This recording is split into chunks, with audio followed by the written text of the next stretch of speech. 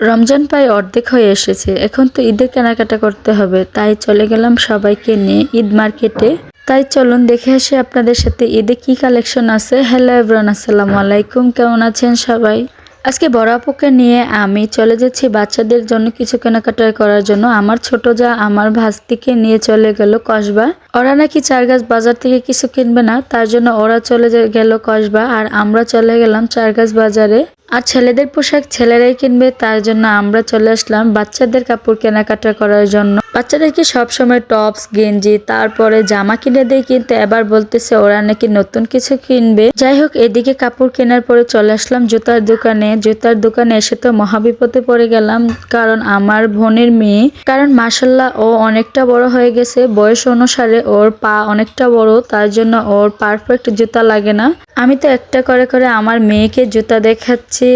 আমার মেয়ে তো যেটা পরে ওটাই লাগে, কিন্তু আমার বোনের মেয়ের কোনো জুতাই লাগে না ওর পায়ে। অনেকটা খোঁজাখুঁজির পরে ওদের জুতা মিলিয়ে নিলাম, তারপরে চলে আসলাম আমার ছেলের কাপড় কেনার জন্য। ওর কাপড় দেখে তো যেটা দেখি সেটাই ভালো লাগে। এদিকে আমার মেয়েদের কাপড় নিয়ে নিলাম, এখন আমার ছেলের কাপড় নিতেছি। অনেকক্ষণ ঘাটাঘাটির পরে ওর কাপড়ও নিয়ে নিলাম।